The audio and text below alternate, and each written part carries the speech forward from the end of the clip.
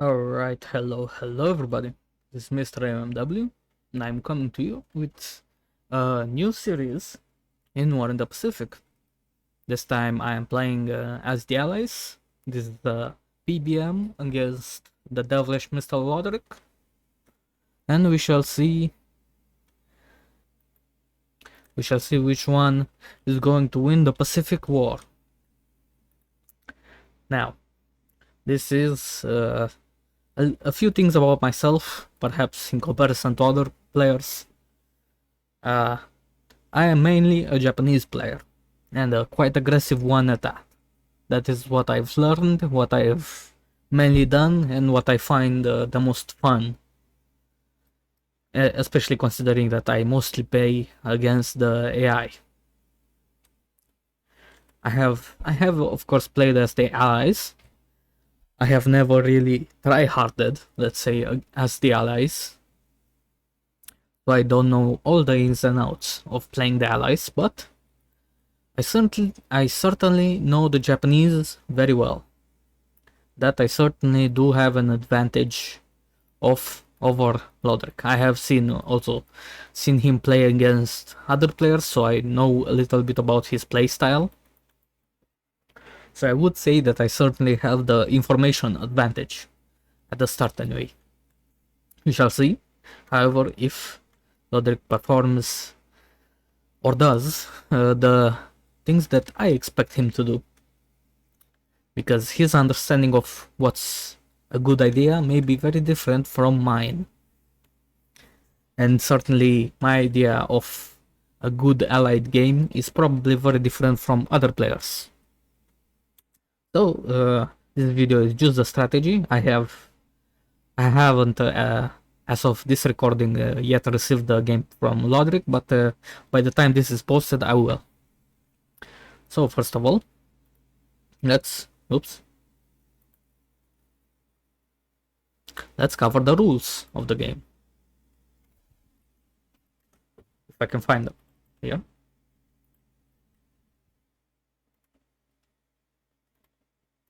I close this and I open this. Here you go. These are the rules for the game. First of all, the Japanese will play with realistic R&D. It's a 2-day turns because I absolutely hate the way carriers can teleport past each other without an interception point. So generally and also it gives a lot more power to the commanders. And lets people prepare, let's say, in advance. And so that they cannot micromanage absolutely every aspect of the game. So that's good. No strategic bombing manpower.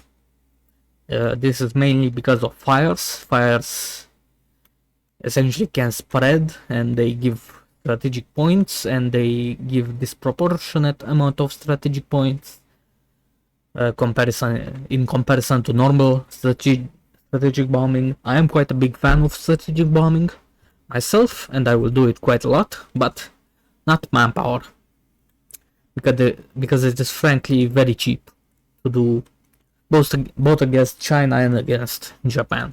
Very cheap to do. No sweeps over 20k feet until 1943, but escorting high level bombers is fine, because escorting gives essentially an inherent sort of penalty to combat aircraft, something like that anyway. So no reason to limit it, but no sweeps until 1943, when the Allies do get good enough aircraft, and certainly perhaps by that point this entire point will be kind of moot, let's say. No 4-engine bombers bombing below 10k feet. This does not apply to patrol planes.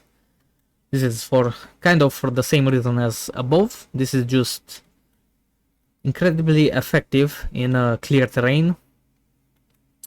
A bit too effective, let's say. And also because you can exploit when you bomb below 1000 feet or at 1000 feet, you use the low bombing skill, which works in a bit of a weird way, which is why better to do this instead of everybody super specializing their pilots only for low bombing. This does not apply to patrol planes because a lot of them use torpedoes and they automatically go below 10k even if you set them at 10k. Initially I wanted to not have this because it is a bit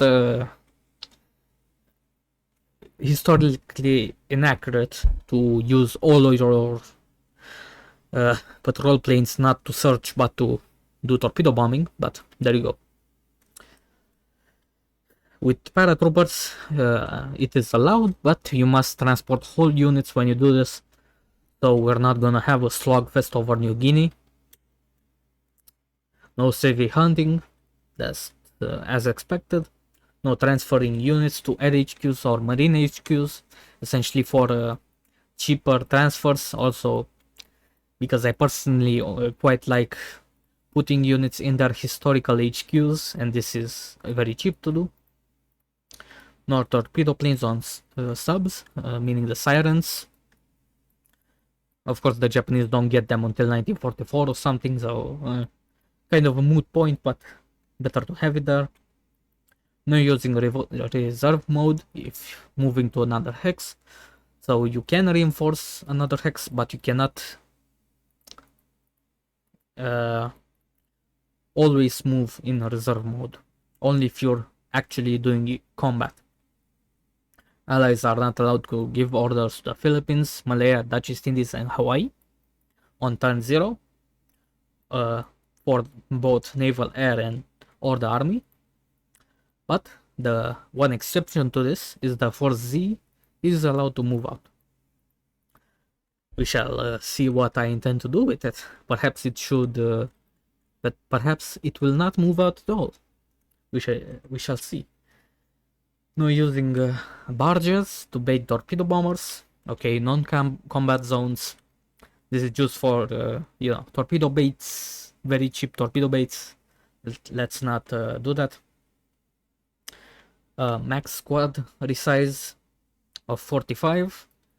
We had a bit of an argument over what the max squad should be. My goal is essentially, because Japan can, first of all, neither the Allies nor Japan should have 90 plane fighter squads on a carrier. That's very ahistorical and incredibly stupid. And sometimes if you want to cheese the game, that is one of the best ways to do it. Simply have a gigantic cap trap of a carrier. But of course this is very stupid, so... And Japan has quite a lot of squads, especially of float planes, which they can resize as big as they want, essentially, or as big as their carriers allow, meaning that they will boost their pilot training, much more than the Allies, and I also do not want that. So, meaning that they will be able to essentially train thousands of pilots at once. Ahistorical, of course. I would rather not. So we have agreed on a mid level of 45, so that it is a bit more balanced. Of course, it is still possible to put 2 of these squads on a carrier, but it's better to at least make the other player use multiple squads instead of just a single one. No airstrike on Burma or on day 1, so that they cannot snipe us. Not that it matters that much anyway. At least 4 CVs to strike Pearl Harbor on day 1. Since, it would be quite, how should I say, idiotic for, historically speaking, for Japan to not have done this. Yamamoto, of course, was the architect of the Pearl Harbor strike, so, let's not be completely ahistorical. and if he has to buy Japan, let's say, yeah, I forgot to add that, has to buy Kwantung Army units if using them in China. We had a bit of an argument about this. It is quite interesting that he was the one to go for this. I initially wanted to make an artificial garrison limit in Manchuria of 10,000, but he was like, no, over time I will buy them out and it's better like this. I will be testing him if this was really a good idea. And that's it. That's it for the rules. I'll close that. Back to the game. Actually, not back to the game. I want to show you something else. If only I can find it. God, I hate OBS. This is what I wanted to show. So this is my commander's report. If you watched my tutorial series, you know I like to plan stuff. I am a very organizational minded person. I guess I like doing accounting, I don't know. And this is my commander's report. I have never played the allies in very deep depth, so this is a bit of a first for me to actually care about organizing all my cargo stuff and all my tankers and stuff, because I'm very familiar with all the types of ships Japan has and I just know them like the back of my hand. I am not so with the Japanese, so I made a little list of first of all of AK tapes, because I was not familiar with them and how I'm going to use them. You may recognize this, I borrowed it from somebody. Here you can see all the types of different types of cargo. These are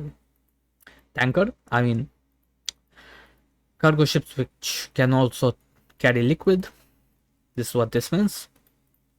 And I'm gonna of course use them as tankers, because as Japan generally I like using only tankers and oilers for fuel transfer. But as the allies, there's no need to. I looked at the reinforcements and they're not quite as plentiful for tankers as they are for cargo ships. So I'm definitely gonna use them, and I'm gonna try to be both as efficient as possible in delivering stuff quickly to Australia and the South Pacific, and I'm gonna try my hardest to keep them safe. We will see about that. So here they are. This is a legend, if you will. Here are all this one I made myself. How many there are, where they are. Generally, I'm gonna use the American ones to transport from the west coast to Australia, generally. And I'm gonna use the British ones to transport to India and where they might be needed. Also the Dutch and what I can save. Now this is an HQ sort of a list, because I was not familiar with how the United States organized its HQs in World War II. And this is how I find.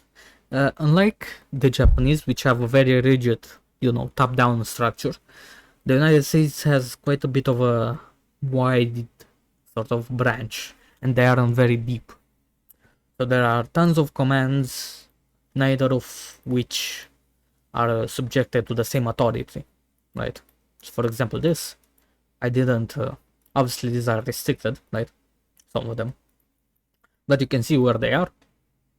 Also, some of them arrive. These arrive in 2 months, these in 6 months. Some of them get renamed, actually. You can see this MacArthur. And I'm also going to be using, as again for organizational reasons, the same kind of organization that they used in real life, which is this one, right? This is the HQs. So when I mentioned the North Atlantic, I am mentioning this area. when I say, the Central Pacific area, I'm mentioning this, and Southwest Pacific, this entire region, all these islands, the sea rather.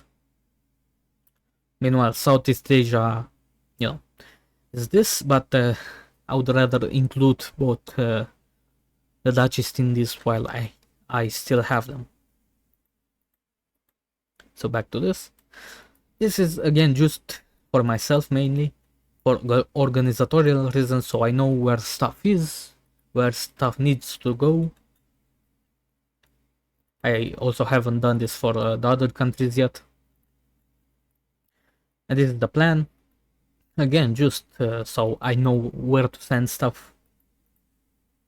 You can read this for yourself. I will train stuff. I will essentially be sending the 5th, 7th, 13th, and 20th Air Forces to combat, and the other ones will remain as training units. Meaning Air Fleet West and the 5th, which one? The 10th. Or? No. Do I not have the 10th here? Clearly I did not read this well enough. Okay, anyway, when I do the setup, I'll revisit this, of course. And this is in my game versus Lodrik. This I actually made for an AI game in preparation, but I guess I'm using this now. So these are my strategic plans for the game against Lodrik. First of all, the thing that you always want to do first is expand PP. And actually, this isn't what it's named now. I changed the name. This is what I'm gonna be spending PP in the first turn. As much as it pains me, because it is very it is not nice to spend so much political points on this stuff, but there you go. I'm gonna be spending it on the Air Forces in Burma. They need new leaders, stuff. Yeah. The Elno Sabe Task Force, which I will get to sooner. The Swordfish, of course this is only on day 2. Turn 2 rather. Some big squads, sub-commanders, and some important Chinese and other big LCUs. Because they have dog shit leaders, so I'm gonna give them. Make them a bit more usable. So this is the intel. Again, I know this the Japanese setup from like the back of my hand, but I'm quite unfamiliar with the Hakoichu start. So, but I did familiarize myself. So first of all, this you always want to know where are his CVs. Not this, his. Okay, and this is a very important question, of course, because whether he sends all of his CVs to Pearl Harbor or someplace else, it can dramatically shift my strategy. Especially since, again, I'm quite an aggressive player. So we shall have to work around his CVs early on. And of course I do not know this yet, but I will be completing this, everything I'm gonna be updating as I get through the game. His air HQs, this is quite important. A lot of people don't quite, a lot of allied players don't quite understand the capabilities of the Japanese,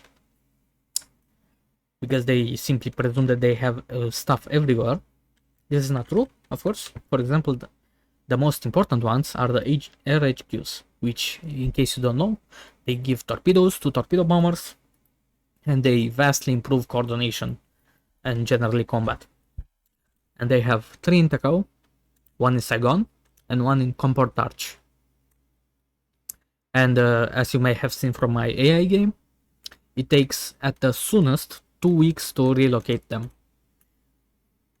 Actually, not in the case of these two, obviously. But if you want to move them to Bubble Dub or to Rabal, it takes 2 weeks to relocate.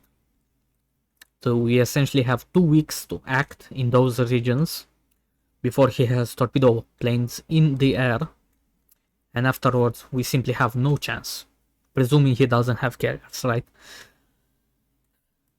Which again we will see. But there you go.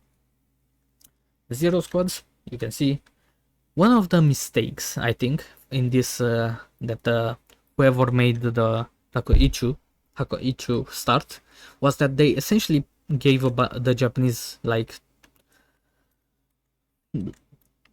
like 3 more squads of zeros and 4 more squads of petties. But what they did not do was give them more HQs. So for example, there's a squad in Truk or of petties, right? And in Babaldob, I think. But they don't have any torpedoes, and they're quite useless without their torpedoes. The most they can do is maybe put a bomb in something, you know, quite useless. So I should be taking advantage of this. And again, I will be keeping track so that you know what they can do. For example, these two guys in Takao, it is very probable that they will move one of them into China. We will see. But since he only has 2 squads of fighters in Takao, he can only do so much, right? He can only either sweep or escort or provide long-range cap for his invasion fleets. He cannot do all of them at once, meaning that we from day 2 can take advantage of this. Same in Malaya, but to a lesser extent. For example, in Bangkok, he has zeros and he has torp bombers, but they do not have torpedoes. And even more so, he doesn't have air support there, meaning that realistically he cannot actually operate off of Bangkok for at least like a week until he brings some stuff there.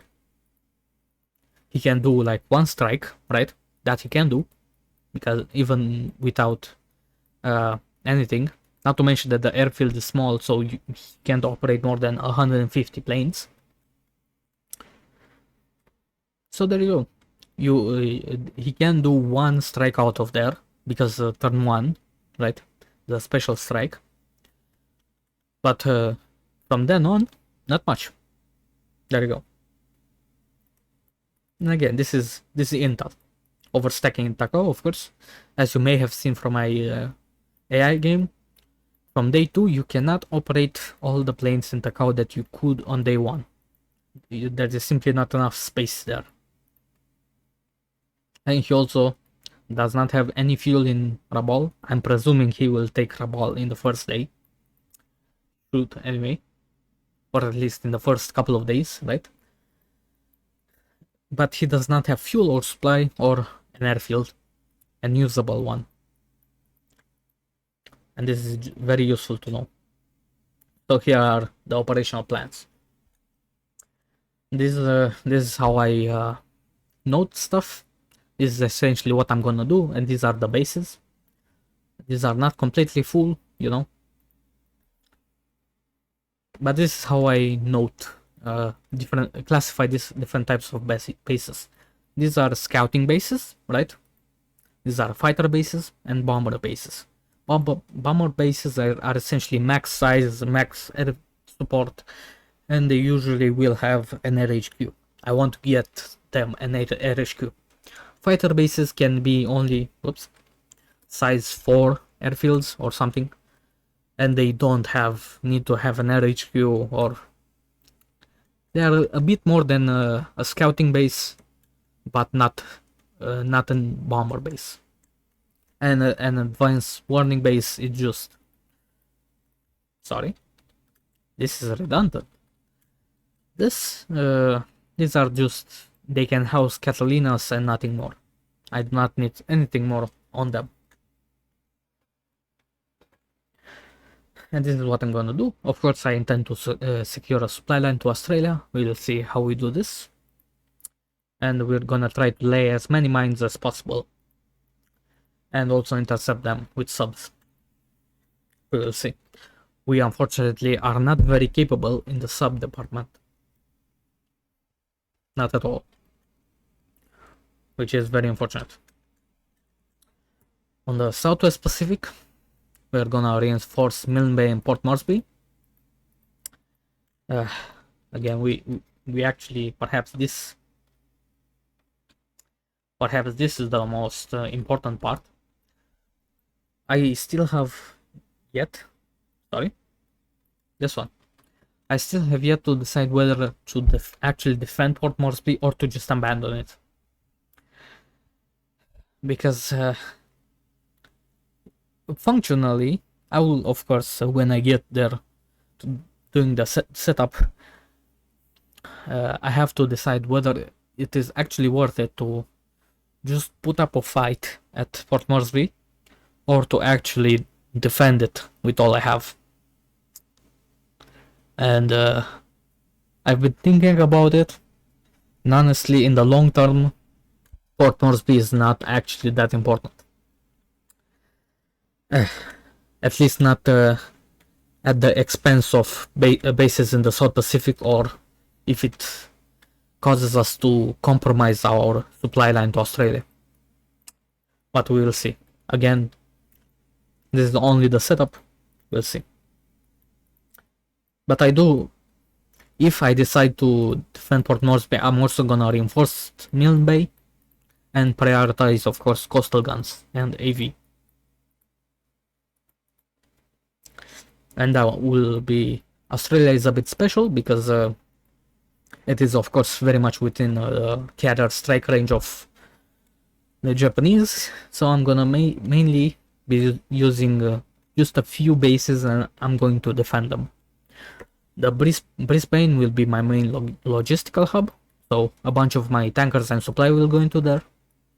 But Noumea will be my fleet and air hub, so I will not actually base ships out of Brisbane. I will only be using Noumea for that, because I can actually defend there, right?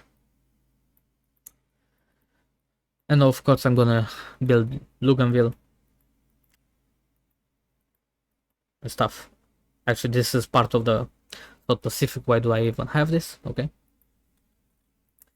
Yeah, and Townsville, of course, is a very nice base. It will be a bomber base.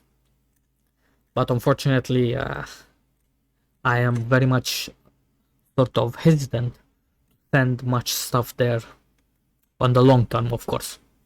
I will be sending stuff there immediately, because the Japanese, of course, are not there. But they will be. And if we have ships that are caught in Townsville, we will be completely unable to get them out if they come with carriers. But again, we will see how this develops. These are all the other bases that I'm going to develop.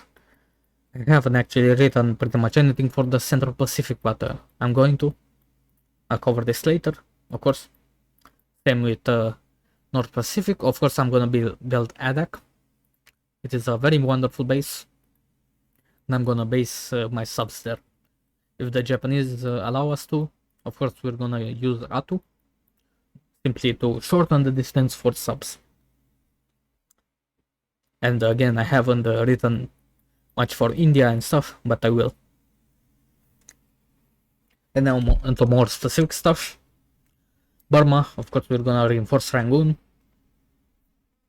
I'm going to have a bit of a more flexible strategy to defending in the Southeast Asia theater.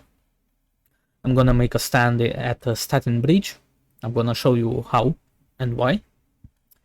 And when it comes to my planes, of course, the Japanese do have quite quickly can get planes in range. So I'm gonna use all of them, all of my H-81s. I'm not going to use any H-81s in China. I'll explain why. And I'm only gonna use them to defend Rangoon and convoys. And I'm gonna also organize convoys in a bit of a different way, because I absolutely hate not organizing your convoys properly. And when they are not protecting anything, essentially these things, yeah, they're gonna relocate north, so they are very much far away and safe from bombers. And I'm also gonna bait his range with picket ships, so I know when he's coming. I'm gonna try my hardest to protect Rangoon. I do not know how possible this is, but we'll see. At Malaya, again, we can't do anything for the first time, but from then on, if you want to actually block the Japanese from sneaking through into the Indian Ocean early on, you have to mine the Dutch base south of Singapore. So we're gonna do that. I have thought a lot about what to do with my fighters and my trains in Malaya, and fundamentally I don't think there is any reason to hold back. What am I saving my hurricanes in order to fight, Dojos later on? No. Better to use them now, and even if they all get killed, frankly, so what? At least they'll take some Japanese with them. And instead of doing cap or other things with my fighters, I'm gonna escort my swordfishes, so that hopefully as many of them can wreck as many Japanese ships as possible, especially if they try Marsing landing. And subs, I'm gonna try to use my subs as smart as I can, but we just do not have enough subs to actually impact anything, unfortunately. Now the Elno sub task force. So I do not give the least of a care about saving ships for later. If I can get an early trade, a good trade, and especially if I can prevent the Japanese from landing somewhere or generally advancing, we need time. We need time for India to develop, and we simply do not have the time. So if I have to sacrifice the entirety of the 4Z, I'm going to do it. And my first move is gonna be to block Marsing. If the Japanese force a landing at Marsing, I'm gonna use all my ships, all my 4Z, because that's the only one I can move on day one, to actually prevent that. And I think that is a worth trade. But if they do not do so, especially if he is smarter and he does a day 2 Marsing landing, then I'm just not going to. I intend to move to Tarakan. I will show you why in a minute, but it takes 4 days. I tested it. It takes 4 days to get to Tarakan and 2 more to get to Bubble Dob, if you do not go to Davao first, right?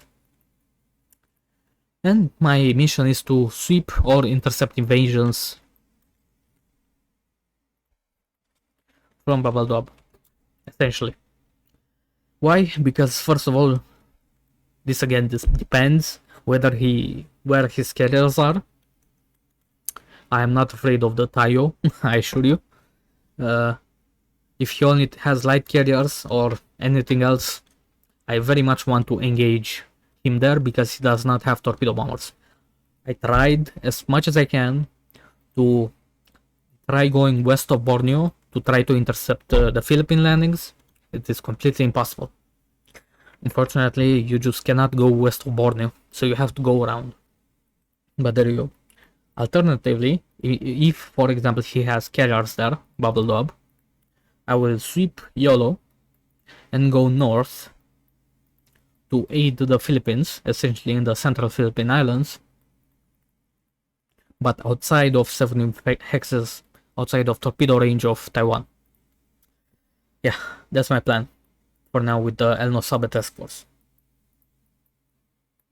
Now, in Java, in the Dutch East Indies, I'm gonna do something a bit special. Again, I have a very flexible strat. I'm gonna do the 4th Palembang.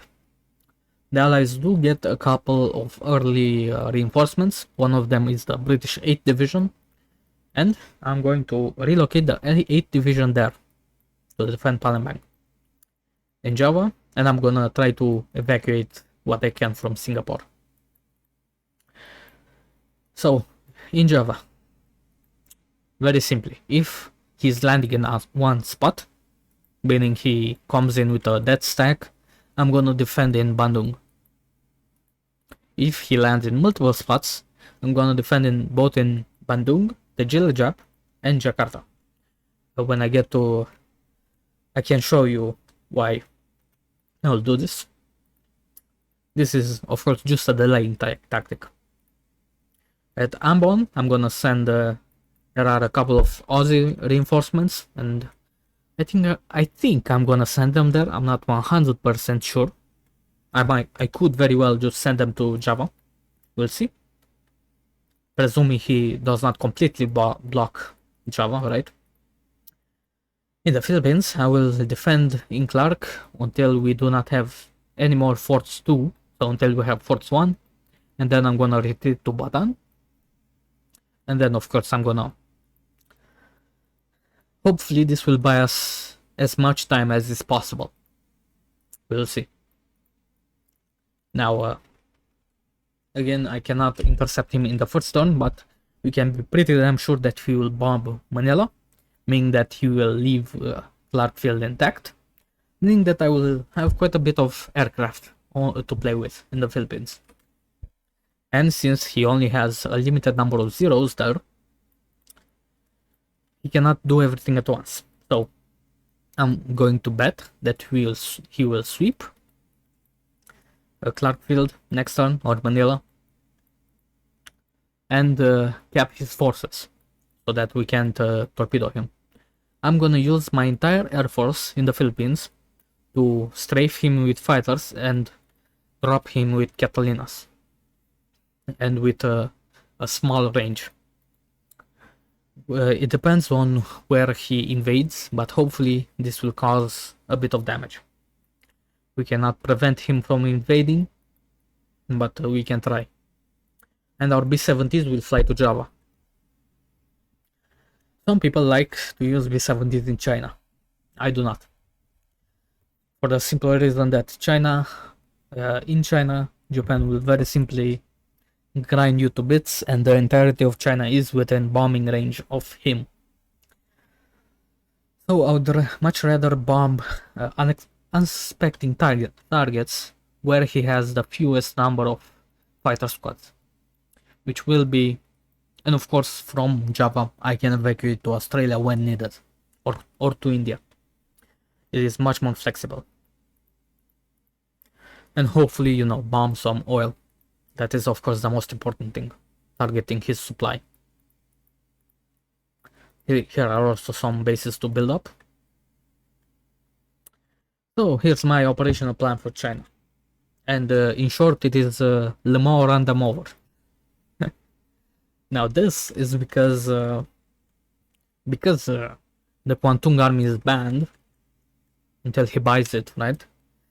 We essentially have a free reign to do whatever we want. Now the only region where we can't advance is right in the center of China and the north. And of course there we're gonna defend because I know how much AV he has, right? But in the south, it's fair game, and we have the main railway of China, meaning that we can very quickly relocate stuff south. So I'm gonna do exactly that. I'm not gonna be using any air force so that he can sweep me with fighters in China as much as he wants. He will not find anything. I'm gonna defend Burma with them. And all the other bombers, the Chinese bombers, I'm gonna use them essentially to bomb where I know he has no fighters. For example, in Sama, I'm gonna do something very stupid with Hong Kong, but you know, who cares? Hong Kong is gonna die anyway. And I'm gonna interdict with the Chinese bombers when he's out of cap range. And also strat bomb with them whenever I can. And my plan is to advance to Kokong and to Canton. Let's see if we can take Canton. The Japanese don't actually start with a lot of force there, and they of course have to take Hong Kong. So we will see what we can do. I'm gonna defend the Pucheng, make a last stand in the east, and I'm gonna go down the coast. You have seen perhaps in my tutorial what the Chinese AI has managed to do to me, and I think I can do better. So, another thing, one last thing, is our subs. We do not have enough subs to do anything. Let's put it that way. And I also think that occasional kills don't achieve anything. You can sink as many patrol ships as you want, you're not gonna kill Japan. So I'm gonna focus on tankers. Here are the location of all the tankers in Japan. As you can see, a lot of them are in Sama, in Truk, and Takao, and mostly in Japan. I'm gonna try to intercept them as best as I can. That's pretty much it. If you have any input to give me, perhaps you think something is very stupid, I'm more than willing to consider your take. Let's get back to the game, since I want to show you something. For example, you may have scratched your head about defending in Jiljap and Jakarta. Same with Palembang. Why am I defending there? Why am I sending a whole ass division in Palembang? Well, the short answer is our forces are doing nothing if they just stay in India and collect dust. We must send them to fight. And if you look at the map, you can see urban heavy is the best defensible terrain. There aren't many hexes like that, but mountain and swamp and sand desert apparently, and jungle rough and forest rough are all ×3, which is pretty nice, huh? Pretty nice. Now if you take a look over here, we press 1. This is swamp. This is as good terrain as a mountain. Yeah. And you can take a look over here. Clear terrain in Sorbaya and urban light in Batavia. Dog shit tiles to defend in. Although you may want to actually defend here for damage to the industry. But same here, the Japanese essentially cannot bomb Palembang because they risk doing damage to the oil, and this is very important for them. Not to mention that we can supply our troops indefinitely here. These boys, if we turn them on, right? If we turn the refinery on, they generate 1000 supply per turn. So we can pour as many divisions in here as we want. Of course, we don't have many, but you know. And in Jakarta, for example, you can see this is, oops, sorry, this is rough. This is actually that good of a tile. I may actually do in here. And into Jiljab's jungle. You may notice, however, for example here, there's a shitty base force, yeah. Here, yeah. Actually, Jakarta isn't actually a good tile. But take a look at here. These boys have two 150 millimeter guns, which isn't that great. But if you can upgrade them, you get 15 120 millimeter and 15 75 millimeter. And these bad boys also have armor. And they are gonna be entrenched. And they're gonna have forts. And it's good terrain. I actually did the AI did this to me in one game as Japan, and they actually held out way longer than Bataan, if you can believe it. In other words, this unit is very good and you cannot move it, so I'm gonna try to defend with it. That is also this unit, which also has a couple of coastal defense guns, which is also very nice. And this one, anyway. And in Bandung, there isn't actually that much in Bandung. Yeah. Bandung isn't actually that great. It has good terrain, but it does not have any coastal guns. Same with Palembang. A couple of coastal guns, but you see, and this is also why you should turn off upgrades, right? Because they actually upgrade. When they upgrade, they remove the coastal guns. So don't upgrade. Which is also why Ampon is a very good location. Take a look. 3 150mm, not great. But 15 120mm guns. This is very nice.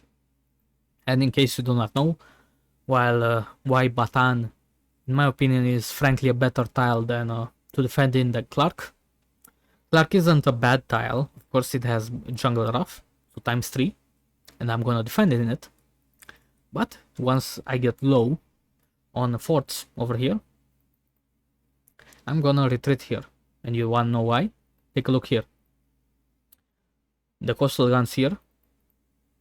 You can see these guys have level 9 forts. So it's pretty good. But if you take a look here, they only have a couple of coastal guns. They're good, but they're nothing crazy, you know. If you take a look here, first of all, you have this Marine regiment, which also apparently has some field guns. They have level 5 forts. This is an unnatural level of forts, and they have good morale. So they will stay here. If they move, they will lose this fort level.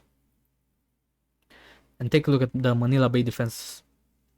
Take a look at this. If you can get to actually upgrade them, take a look. Even more coastal guns. And every single one of these has level 9 forts. And if you take a look in game, these guys have like 800 armor. Only like Yamato guns can break these guns. They are practically invulnerable. And the Japanese are just gonna throw their bodies over and over again against level 9 forts. Full, of course, coastal guns. And they do actually slightly bit lower damage than these artillery guns. But they are still way better than, you know, normal infantry squads. So there you go.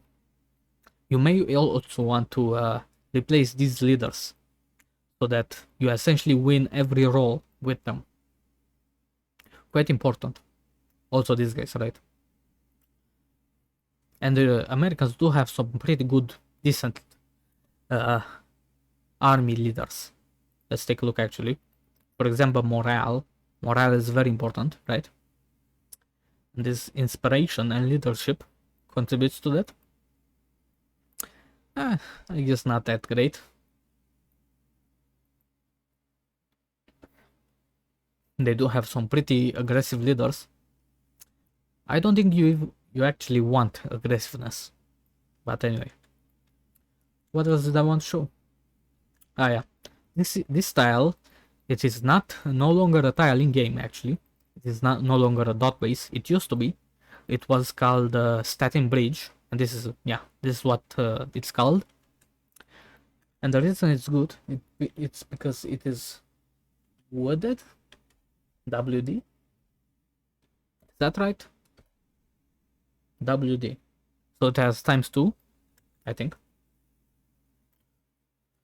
And it is behind a river. The Rangoon is an awful tile to fight in because it's clear terrain. It's urban light. And you do not cross a river, and you cannot defend in Pegu because it's clear. So you have two choices. You either defend in Moulmein, which does not even have a river, so it's horrible. I'm not going to defend here, or perhaps defend north. And that's my idea. I'm going to defend here. The Japanese are going to come in. They're going to shock attack. They're going to kick me back, maybe, but they're going to take quite a bit of damage.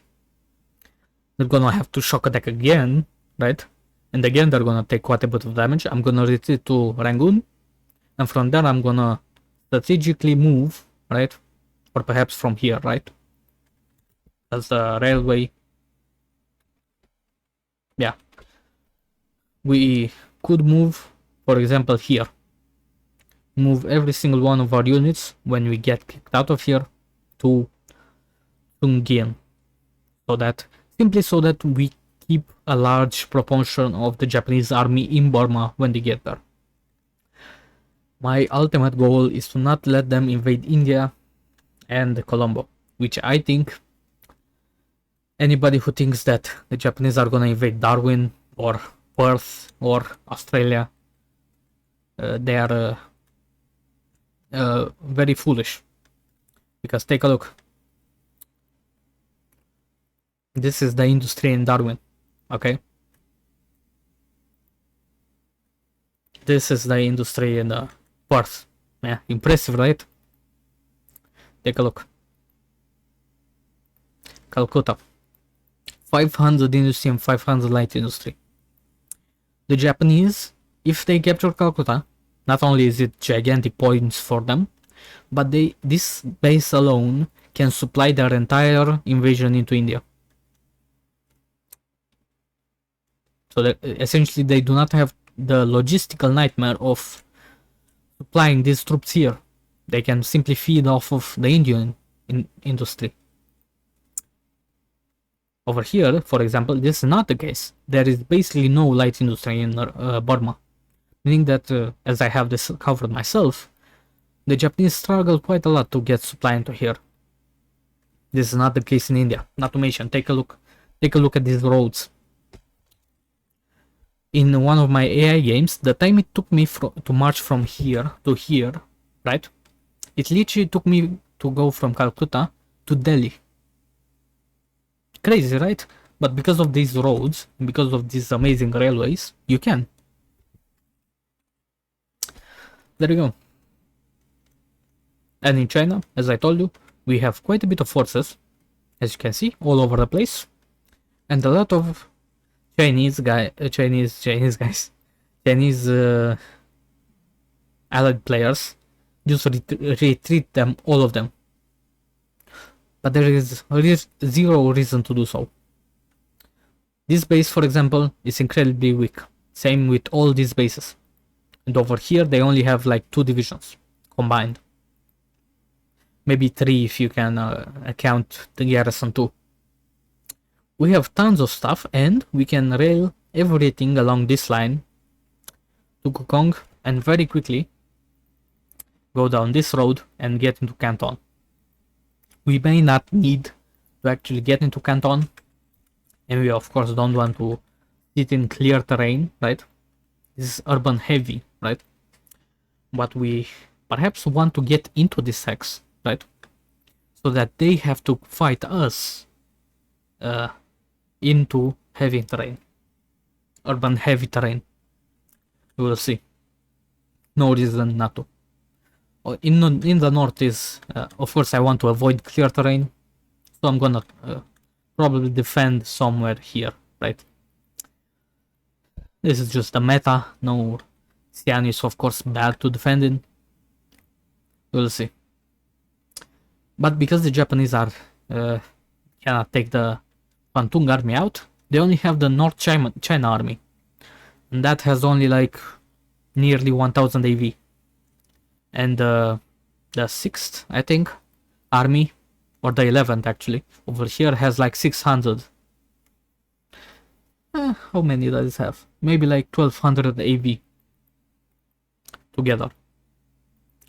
And they of course cannot go on the offensive at Changsha. Take a look, right? And of course a bunch of these are on the roads, right? They aren't actually into the bases.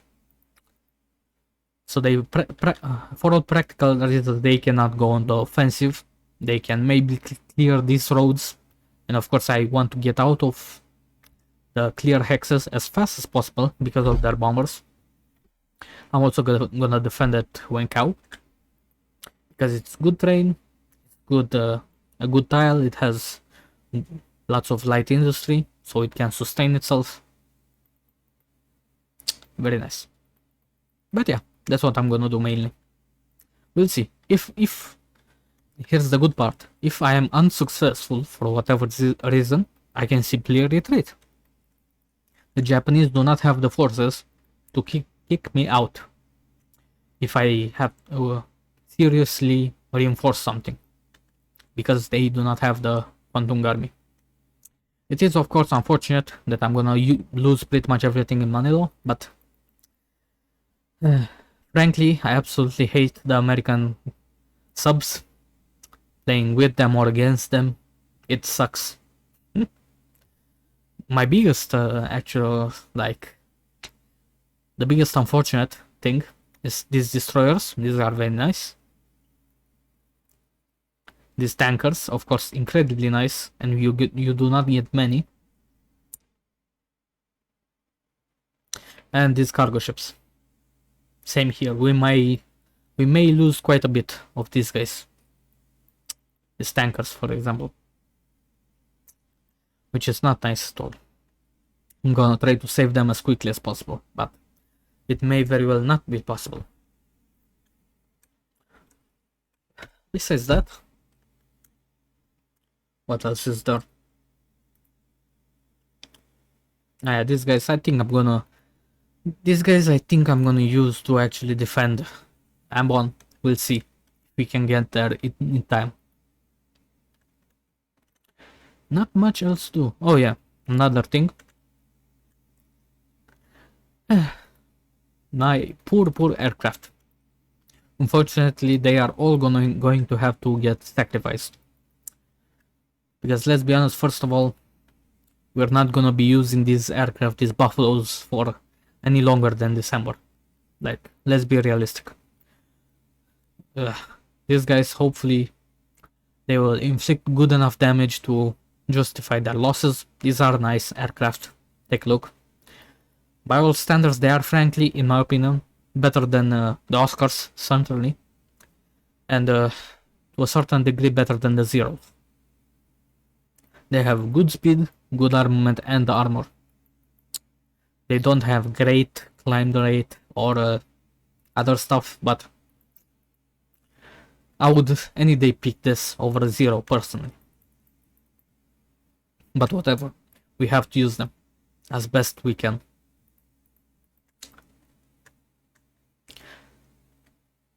Other than that, I don't really know what else I should feature. And yeah, thank you for watching. This has been my strategy video. Hopefully next time you see me posting a video will be my setup video. Thank you very much for watching. If you want me to feature something, please ask.